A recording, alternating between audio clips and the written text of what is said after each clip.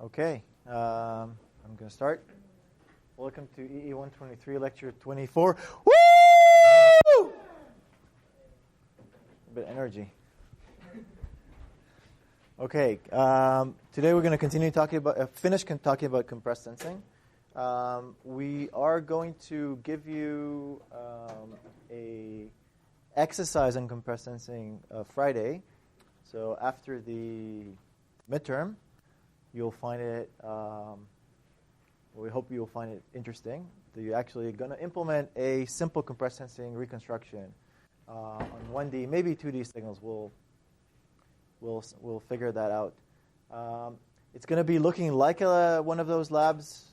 It's an extra one. We didn't consider this, but there's not going to be an extra homework. So you're kind of going to have almost kind of two labs that week. One of them is on the radio, which is, I think, should be trivial. It's basically testing that the interface works fine, transmitting some Morse code, and measuring the frequency response of the audio filter on the radio, using both the radio and the software-defined radio as a closed chain of transmitting and receiving, and trying to figure out what the frequency response of the microphone of the radio, similar to what you did for the speaker microphone system of the room. But you're going to do that through the radio. So that should be trivial, and then, well, not trivial, but simple. And then you're going to have a compressed sensing exercise. So I think that's definitely an addition that we didn't have in previous years, and I hope you'll enjoy that one. Who already has the radios? Maybe I should ask, who doesn't have the radios? Okay. So we're going to give you the radios on Wednesday. So Wednesday, immediately after the discussion, we're going to give radios and the interfaces, so the USB to ham radio interfaces. So please come and pick them up, okay?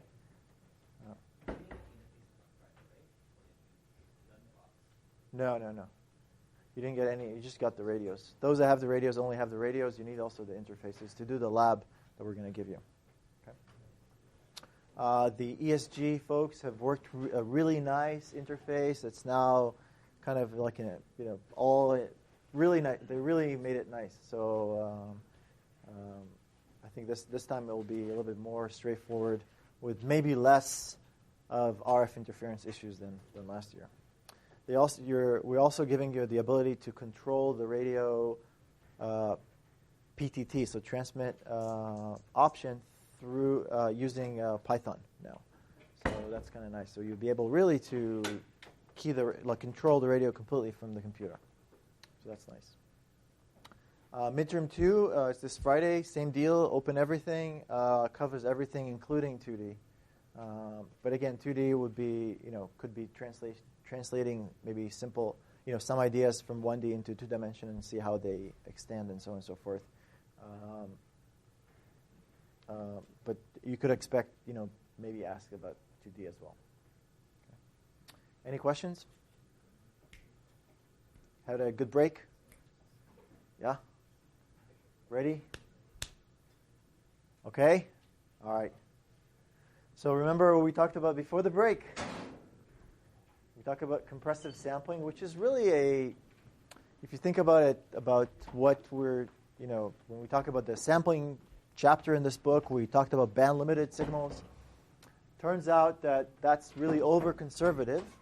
And if you have, signals that are something and not everything, then you could reduce the rate in order to, you can reduce the rate of sampling but still be able to reconstruct the signals.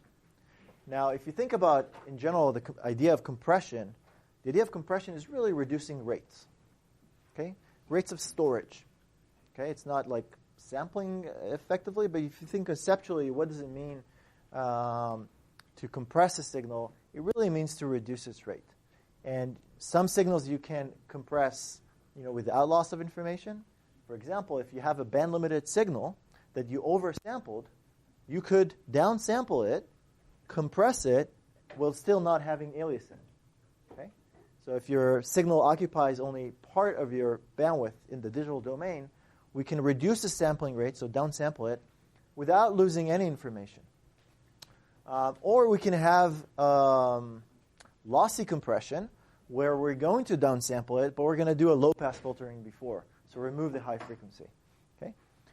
Compression, and this is all linear, right? But you can think of a nonlinear compression where you may be estimating some statistics about the signal or doing some computation, and then reducing the number of samples that distort a signal. And this is, for example, what kind of JPEG or all these compression algorithms do.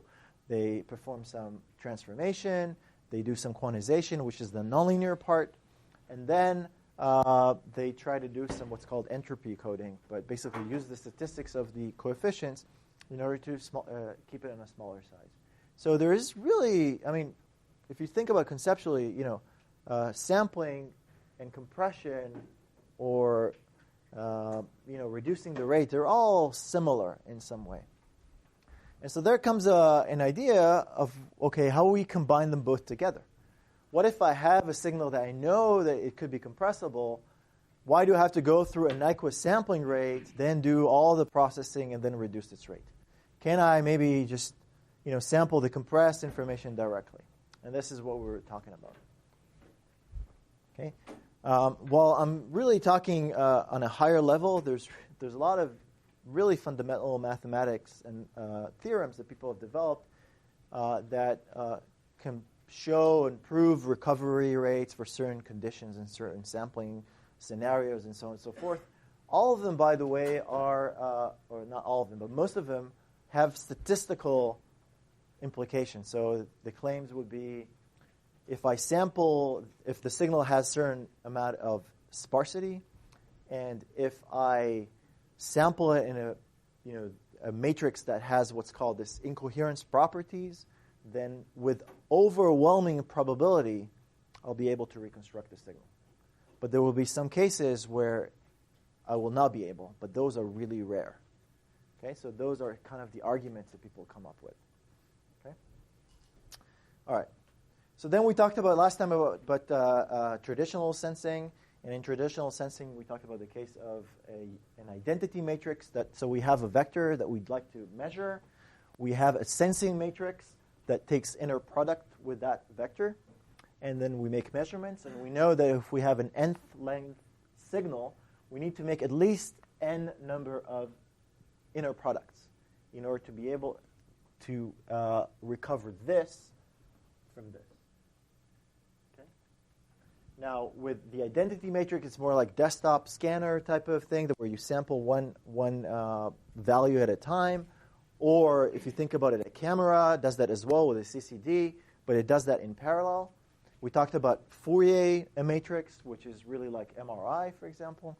And we talked also about an arbitrary matrix that you can take inner products with your signal and make measurements over there. And then we said that a good sensing matrix is the one that is orthogonal. So if you take the transpose conjugate and multiply by that matrix, you will get the identity. Okay? That is a good sensing matrix because each one of your measurements that you make gives you new information. At the same time, it's all the same amount of it. Okay? So there's no direction that is biased or less than the other directions that you measure. Okay? So this is a good sensing matrix. Now, in the case of compressed sensing, the situation is slightly different. We have still an n-length signal. The signal is a length n that we'd like to measure. We make now m number of measurements that are less than n. So we're sensing with a matrix that is wide. It's a fat matrix.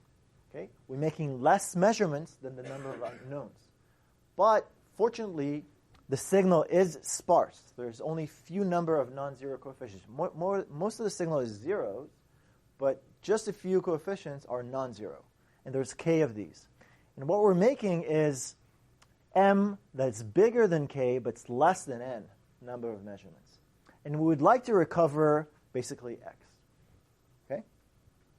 And these are incoherent linear projections. And what do I mean by incoherent linear projections? Is a matrix in which, if I take the same thing, the transpose conjugate of that matrix with itself, so basically inner product with every rows, with every with every row with the other row, okay, if I take these phi transpose conjugate multiplied by phi, what I want it to be is approximately orthogonal, such that the main diagonal of that matrix would be high, and the off-diagonal elements would be low. What that really means is that each one of those, is that right? Yeah. That each one of these, of the columns of this matrix is almost orthogonal with the other ones, but it cannot be orthogonal, right? Because I have more of them.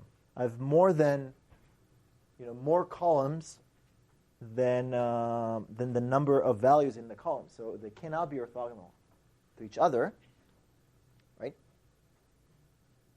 If I have 10 size 3 vectors, they cannot be all orthogonal to each other, right?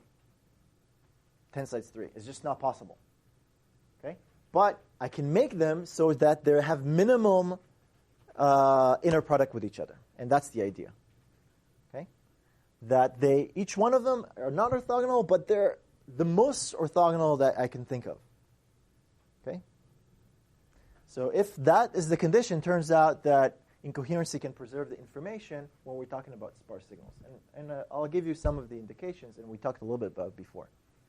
So given y equals phi times x, okay, this is an undetermined set of equations. We want to find x.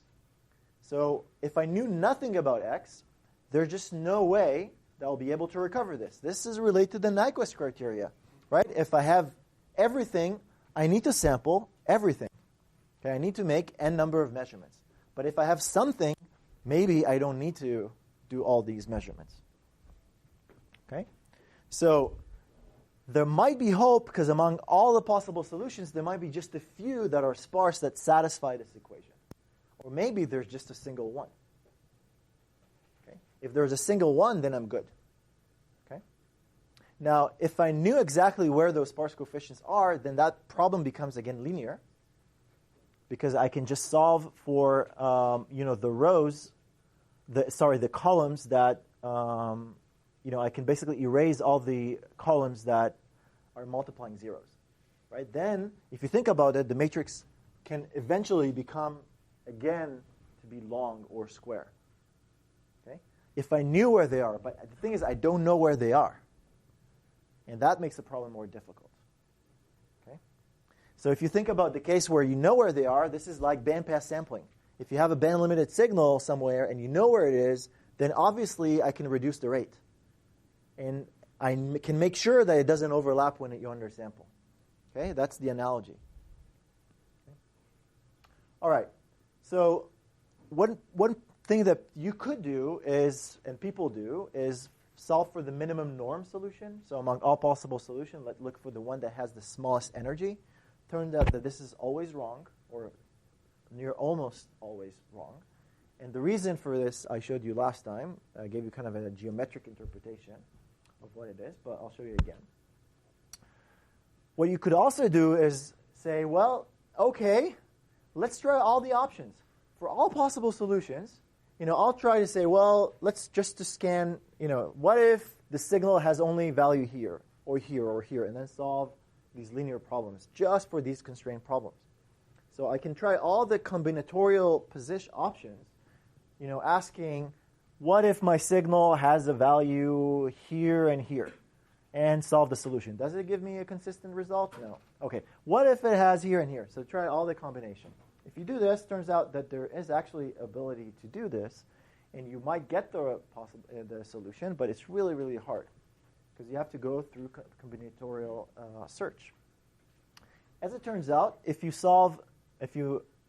have very specific phi, right, so that's incoherent, you also have sparsity, and you make m number of measurements that is bigger than k, less than n, then if you minimize the L1 norm, which is the sum of the absolute values of x, subject to this consistency constraint, so that satisfies, among all possible solutions that satisfy this linear set of equations, you're looking for the one that has a minimum L1 norm.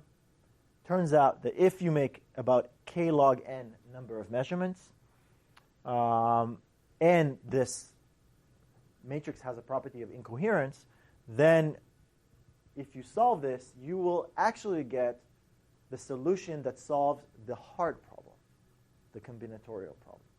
And this is huge because this problem is convex and can be solved just, for example, by linear programming. This is basically a linear program. For those that will take a convex optimization class, you will learn how to solve this. Okay? Or any algorithmic, numerical linear algebra type of class, you will learn how to solve this very efficiently. So this can be solved very easily. There's lots of packages that solve this. And that is almost trivial, almost. The problem becomes large. There's some computation complexity involved there, but it is not even getting close to the computational complexity of combinatorial problem. Okay? So this is solvable. Then I gave you some examples about, kind of like an intuition why L1. Okay? What's so special about this L1 norm? And an L1 norm really is kind of, it's also called Manhattan distance. Okay, so if I want to get from this point to this point in Manhattan, there's a building and everything is on a grid. So I always have to go straight on a street, and then when I reach the cross street, then I go over there, right? I cannot go through the building. That's why it's called Manhattan distance. It's also the sum of the absolute values, okay, of the coefficients. Okay, and L2 norm is just basically going straight. Okay? So there's something special about the L1 norm, in particular the L1 ball. Okay? Right? And that makes it possible, gives you these really nice sparse solutions.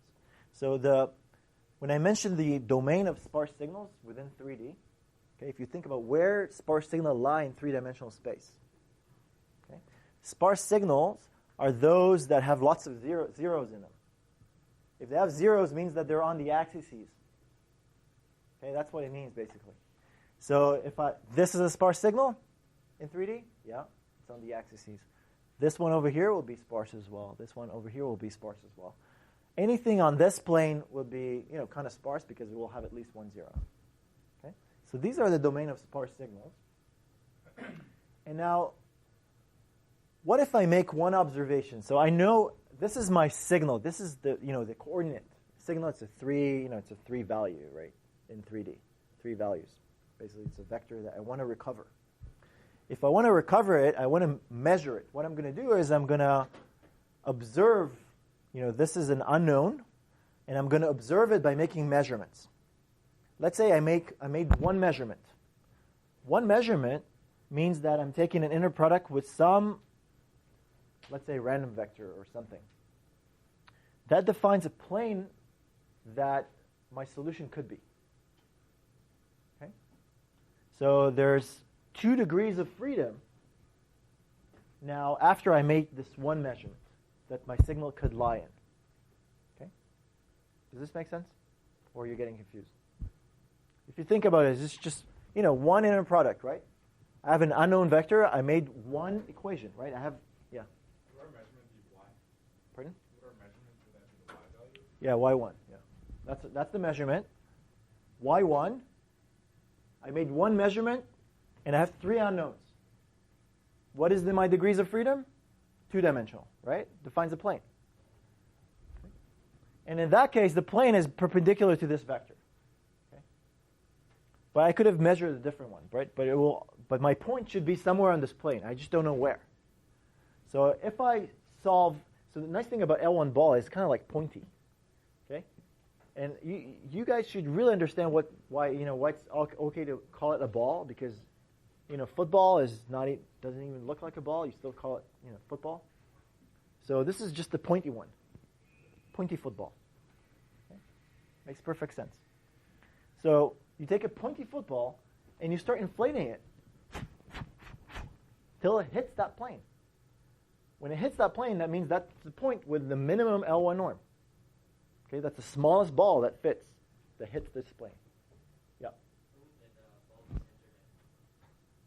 Centered at 0. The plane is basically, is perpendicular to my measurement. But it's always around that point.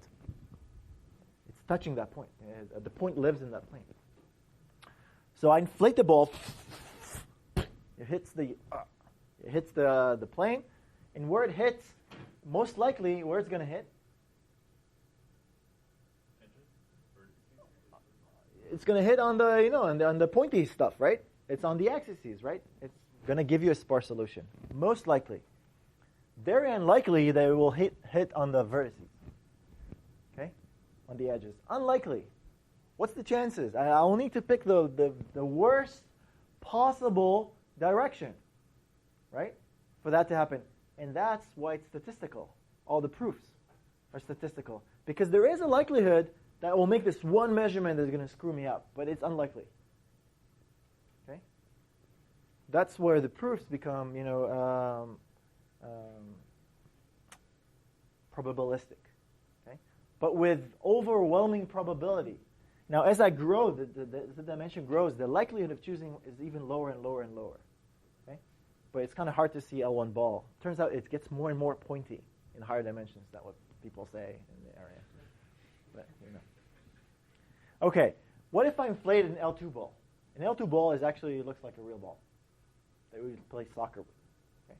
All right, so you inflate it, and where it's going to hit? Very unlikely that it will hit on the axes, right? Very unlikely. Same unlikelihood as here not being on the axes, right?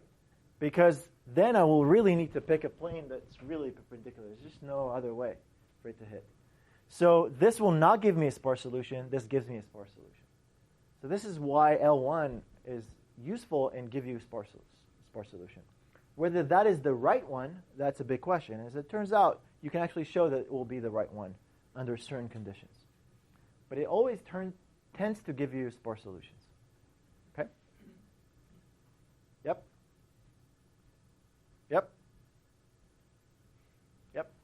Okay. So really, if you think about this compressed sensing, it's kind of like a nonlinear sampling theorem. Okay? You've got in the Shannon. Okay, so in the Shannon case, you've got some signal that's supported on a kind of on a set in the frequency domain.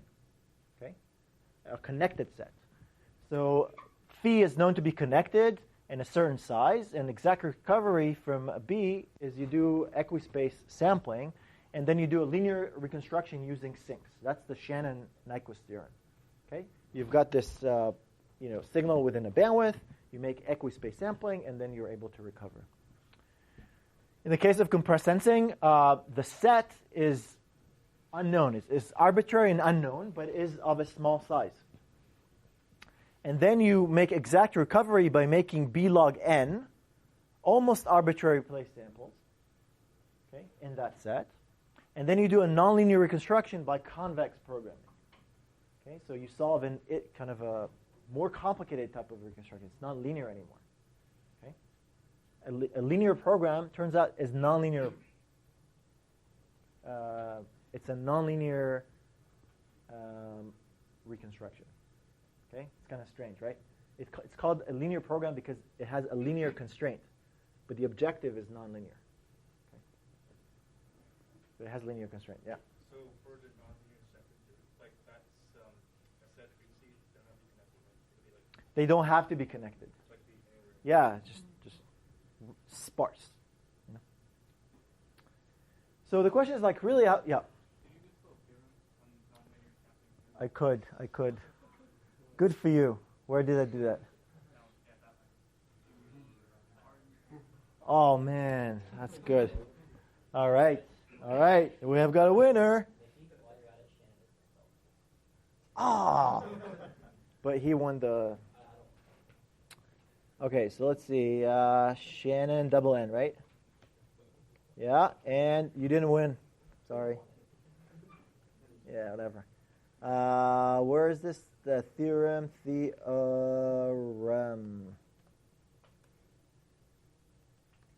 There you go. And that's done. And let's put the casting. Where's my cache? Yeah. All right, name. And $1. Great. $3 at a loss right now. You guys are not doing that well. Compared to last year, it was like 50. Okay, so the question is like, really, can these systems, like this type of incoherent matrix, exist in real systems? I mean, the thing is, I need this incoherence, right? Like making random projections. That's good, okay? But uniform is not very good. So, sampling like one pixel at a time, that's probably not a good thing. Can those systems exist in practice? And as it turns out, if you take a Fourier matrix, this is just the real part, but it also has a complex part, and you randomly remove rows in that matrix, okay? This is how it's going to look like. If I take the inner product of every column with itself, with the other ones, okay, basically compute phi transpose phi, it would look like this. Okay? So it has a very strong diagonal and very weak off diagonals. And the bigger that is, this is a small example, but if I actually scale it to a larger, then this off diagonal elements are going to be lower and lower and lower. Okay? It's going to look more and more incoherent. Okay?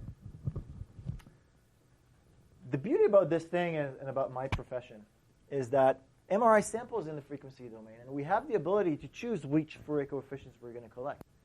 So maybe we can then not collect all the Fourier coefficients, which means basically undersampling, like actually measuring with that kind of a system, as opposed with a full matrix. And if our signal is sparse, then maybe you can still do the reconstructions. Okay? So this is why it really fits to the case of MRI, where the sampling is in a domain that kind of combines. If you think about this, what is the Fourier measurement? Really, every coefficient in the Fourier domain is a mix of all pixels in an image, or all points, time points of a signal, right? It's kind of a mix. And it's a mix that it's like really oscillatory, right? So that would makes it, so every measurement that I make gives me information about all the samples, as opposed to if I measure one sample at a time and I skip some of them, well then I miss it, right? But if I have a sparse signal, then each one of the Fourier measurements will always have some information about those sparse signals. And maybe that's enough information. Okay, so here's the compressed sensing recipe. Okay, what do you need to have? You need to have sparsity or compressibility. Okay, that's one thing. You want to sample kind of a pseudo-random sampling, let's say, of the frequency domain, but also, some random observation. People have come up with different setups where they have an array of mirrors and one LED, photodiode, that they basically focus an image onto this array, and they kind of wiggle the array, and they have a lens that integrates basically all the modulations into one single pixel measurement in the photodiode. And you make just a few of these, and then you try to recover what the object you're looking for. It's called single pixel camera, for example. That's one way that people looked. So there's a lot of type of system like this, but MRI, for example, for making a random Fourier measurement is pretty good. And then the other recipe is a nonlinear reconstruction. You put this in this hat, and you hit with the magic wand, and it works. Okay? Not really. But this really is sparsity enforcing reconstruction, such as minimum L1 norm. Okay? This one is, for example, randomly undersampling the frequency domain, and so on and so forth. So here's an intuitive example of how compressed sensing could work with random Fourier sampling for sparse signals. Okay? I'm just going to give you a very intuitive example that relates to MRI as well. Let's say this is a magnet, and I have a spectrum in the magnet. Okay? This is the spectrum of a signal that I want to reconstruct, or a sparse signal that I want to reconstruct in a time domain, but I'm going to measure in the frequency domain, or the opposite. think of, they're all interrelated. My signal that produces this, okay, the one that I measure, looks like this. It doesn't look like this. It really looks like adding all these three together. Okay, but it's separated it for you so you see the contribution coming from each one of these components. Okay. So now, if I want to measure this using an MRI system, what I'll get is I will get basically the time. Basically, I will get harmonics, okay, coming from that system. So that spectrum is sparse. What I measure in time, what will come out of the MRI system, will be something looks like this. Okay. If I sample this at the Nyquist rate, then all we need to do in order to reconstruct this is a what? Well, okay, but I measure twice the frequency. This is the point. Yeah, I'll measure this twice the frequency. I measure it Nyquist. What do I do with the samples in order to reconstruct this?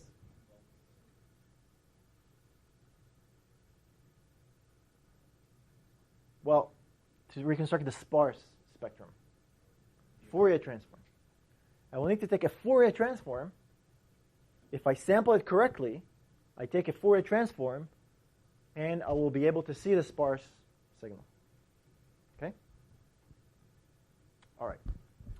What if I sample at a lower rate, at a sub-Nyquist rate? Notice the subtlety. Okay? Sub-Nyquist rate. It's drowning. That's right. Sub-Nyquist rate. What would happen then? I will get aliasing, right?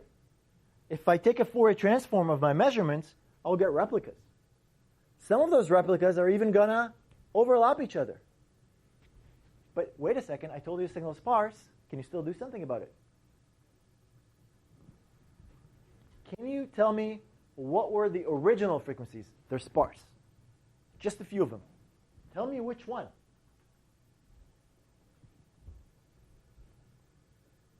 Those are the ones, right?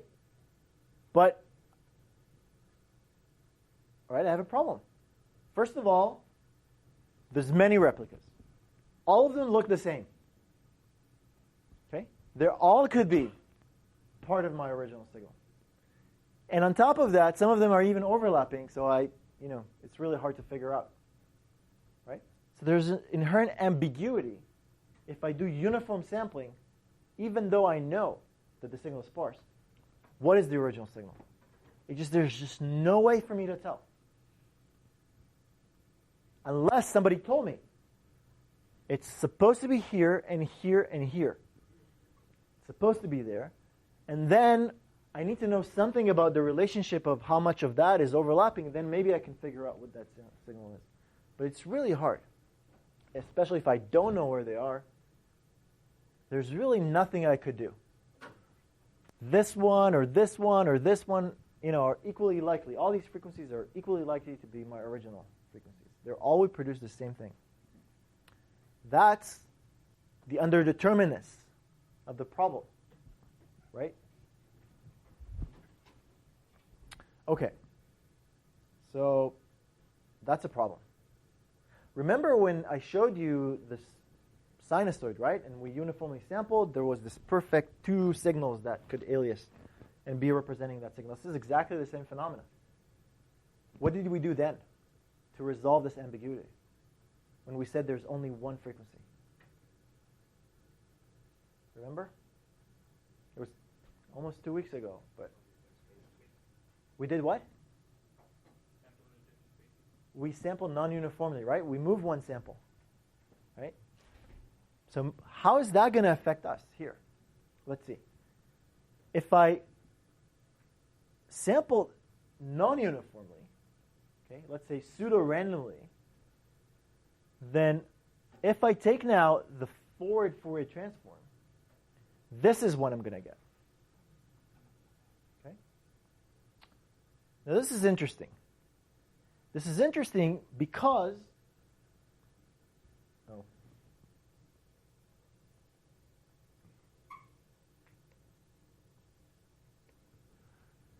This is interesting because what I get is what's called incoherent aliasing. Okay? There is corruption. The fact that I undersampled means that frequencies are going to alias on top of each other, right? But they're not coherently adding on top of each other. They're mixed.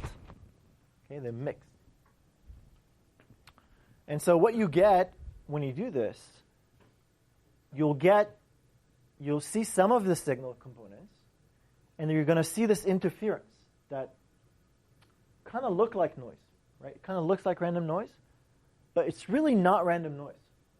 What it is the leakage of energy from each one of these components that leaks to other and mixes with them. Okay? In the case of uniform sampling, the leak is just completely full leak, right? Like each one of them is just replicated. Here, this coefficient is mixed, spread out. This one still here, but also spread out some of its energy. And this one also. Okay? So it looks like random noise, but really not. What it is the contribution of this guy spreading, contribution of this one spreading, and the contribution of this one spreading. Right? But here's the thing. I know exactly how they're going to leak because I know what the sampling pattern is. If you think about this, I know exactly what the sampling pattern is. I know exactly how each one of these coefficients are going to leak to each other. Okay? So that may tell me, what I could do in order to separate and get back my original signal. So let me just go back to this one. So here's the thing. I compute this, okay? So it looks like kind of a sparse denoising situation, right? You've got this sparse signal, and it looks like it's corrupted with noise. Some of the coefficients are going to be above that interference. You know why they have to be above the interference? Because they generate it. Right? They generate it, so it has to be, at least some of them below. But some of them have to be above the interference. Some of them are going to be buried in it, right? This small one here is buried by this one. Okay? So what you could do then is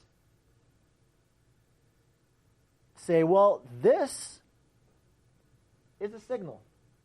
Let's try to denoise it. Let's take that signal out and also remove the interference that it actually causes. Okay? And if I do that, and I'm going to count 1, 2, and 3. Okay? I pick those two up. I remove the interference that they did, and now that's going to expose the small coefficients that were buried by that interference. So here's again how it looks now without comics. And remember the tools that I told you about? Remember there was the sparsity condition, there was the incoherence sampling, remember? And there was the nonlinear reconstruction. Here's all these three play in this type of a problem. I randomly undersampled. Okay, so I've got this interference coming, right? These coefficients generate that interference. How do you even calculate it? Well, if you think about this, it's kind of what's called a point spread function. If I take an impulse function, I compute a Fourier transform, I throw away the coefficients, that are missing, make them 0, take an inverse Fourier transform, it's an impulse response. Basically, what happens to an impulse, how it spreads to other frequencies. It's an impulse response. I can calculate what this impulse response.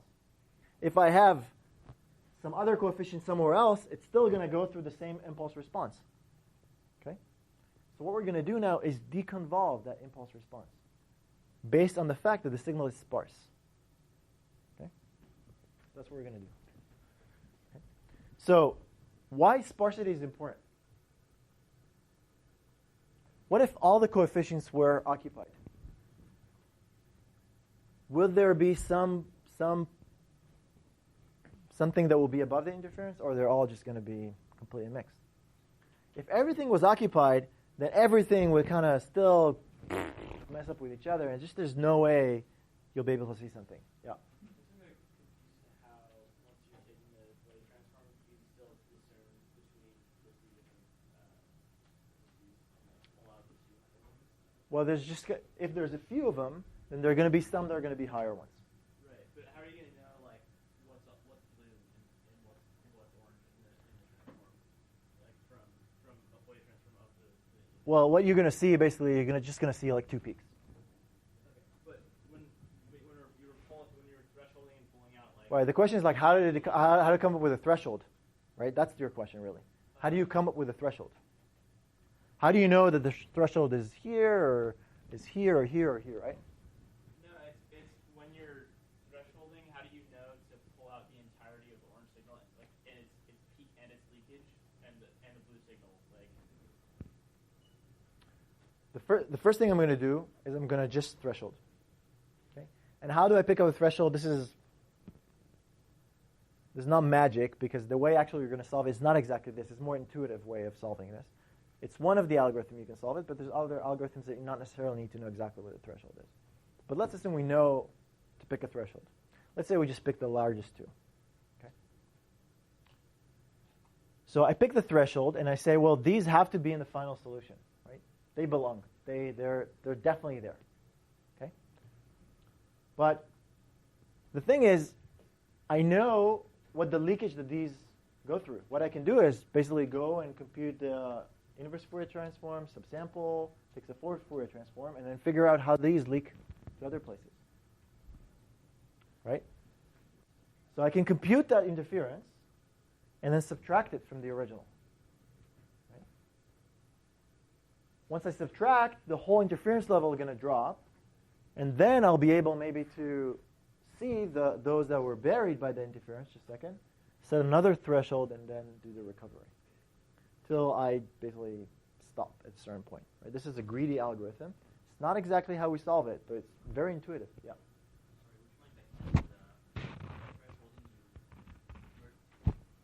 I threshold. I say these have to be in the final solution.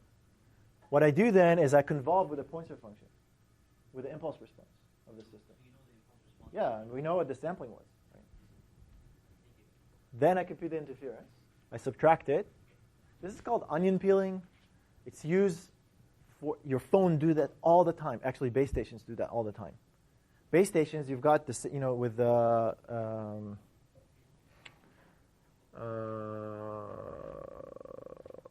spread spectrum. Basically, phones transmit on the same spectrum, but they use different codes that spread it differently. If you know the code, then you can kind of peel off the signal. So what a base station will do, it will receive a few phones, like 10 phones, for example, that are transmitting on a really wide spectrum. And then they'll try to look for the codes, and they'll pick one that's the strongest, and then they'll remove the interference that it causes to the other ones. And then do you see how these relate? They'll remove the interference, and then they'll pick up the smaller ones, and so on and so forth. It's called onion peeling. Similar ideas. Yeah. So for the base stations, that's done in the temporal, right? In the spectrum. Oh, it is in the spectrum. Yeah. So in the uniform NRI sampling, are you getting out three different sinusoids? Yeah, we'll get eventually three different sinusoids. Yeah. So you have three different sinusoids. You take the Fourier transform. Well, I don't know what these are. I just make measurements of them. I don't know what the sinusoids are. I know there's three. I know there's a few. I don't know even there's three. So you're getting three measurements, or are you getting? No, I'm making fewer measurements than the Nyquist. But let's say these frequencies could be in a certain bandwidth, right? And I'm making, tenth of the number of measurements, right? But I don't know what frequencies they are. They might be bigger than tenth of the frequency, So you're still getting samples in time domain? Yes, samples in time domain, but non-uniformly. I thought you said MRI samples. Well, I mean, you can think of this as a spectrum, and then this is time domain, or you can think of this as time domain, and this is spectrum. So it's just, right? Then that will be IFFT, similar. Okay. So this is the basic idea, that you can recover. Now, what are the elements that we used? We used sparsity, right? Has to be a few of them or else they're just going to too much interfere. They got to be incoherence. The side lobes, or the leakage, have to be really low or else you might mistake some of the leak component as a signal, right? And then the worst case is uniform sampling with all the leaked components are the same size. That's the worst case. But that's, you need incoherency, so random sampling. And then nonlinearity is the thresholding. I had to do something nonlinear in order to do the recovery. Okay? So then you're done. Yeah. So where does L1 sparsifier play into this? Where is the L1? Well, as it turns out, one of the solutions for L1 in iterations is what's called soft thresholding. I'm not getting to this, but you'll see that in the lab. You'll go through the derivation of doing thresholding in the iterations that actually solve the L1 norm. But that is a great question. Yeah. Sometimes you don't see it, in some other cases you do see it. So here's the question. What if this was my signal, and I would sample this in this domain? Okay? Not in the frequency domain, I will sample it in this domain. Will compressed sensing work?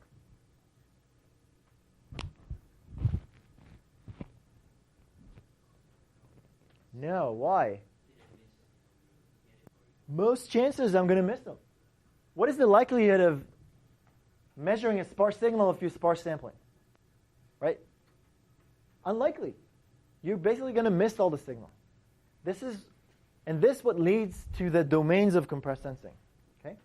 What you have is a signal domain, you have a sampling domain, and you have a sparse domain. The signal doesn't have to be sparse, but it should have some sparse transformation. Okay? The sampling domain should never be sparse. Basically, the signal should be like really spread out in the sparse domain. And if you have a sparse signal in time, in the frequency domain is always going to be spread out because a delta function, an impulse function, is really constant in the frequency domain. Two impulse function is kind of like, pretty spread out, right? So there's always signals spread out when you have sparse signals, time and frequency. Okay, so that's why it works. In MRI, signal is, let's say, a brain. Sampling is frequency domain, which is not sparse.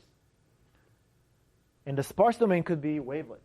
And those are mostly incoherent. They're not exactly incoherent, but they're mostly incoherent, especially in the high frequencies rather than the low frequencies. Here's an example of how we do this in 2 dimensions. In 2 dimensions, we randomly sample the frequency domain. We do that actually variable density. There's a reason for this. Most of the energy of images are concentrated in the center of the low frequencies. That's why we do this. We do an inverse Fourier transform, and we get this corrupted image. We compute a wavelet transform and perform sparse denoising by thresholding or soft thresholding or something like this, which cleans out some of this noise. But it's not really noise, remember that. Then we compute the image back, which is a little bit denoised, and we compute back the frequency domain. And then we use those that we didn't measure to complement the one that, the one that we reconstructed. We use them to complement the ones that we didn't measure. And then we go again. So now we have a better approximation. We denoise it again. Denoise it, go through those iterations again and again and again between data consistency and denoising. And then at the end, we'll get an image which, if we started with something like this, would look like this. So even though we threw away, 2/3 of the data, we still get a diagnostic quality image using this process. And we exploit sparsity. Here's an example in real data. This is the abdomen of pediatric patients. And this is about 8 times acceleration, but beyond the Nyquist criteria. Linear reconstructions, basically it's kind of like an inverse Fourier transform kind of thing, will give you lots of these corruptions. And this is a diagnostic quality image, okay, with the idea of sparsity in the wavelet domain. Yes? Question about when you complement, is it an addition It depends. You can do kind of a distance measure, like L2 type of distance, mean square error, or you can just replace, take the missing samples and then just use the new ones as missing samples and keep the ones that you measured. It really depends. But that's the details. But you can just replace the ones that you don't have. So, I mean, you can obviously see the difference between this and this, right? So definitely significant advantage of using compressed sensing as opposed to not. Some examples on pediatric patients. Again, this is a beautiful angiogram of a pelvis of a pediatric patient, 6-year-old. This is, I can't remember, 16-second scan as opposed to a 3-minute scan. Okay, so really nice high resolution, again, by using this type of information. And, okay, so I want to give you, yeah. Actually, so what we do in MRI is we scan by changing magnetic fields. And this is a normal scan. It's uniform sampling that we sample. When we do compressed sensing, we have to change the order to make it random. It sounds like this.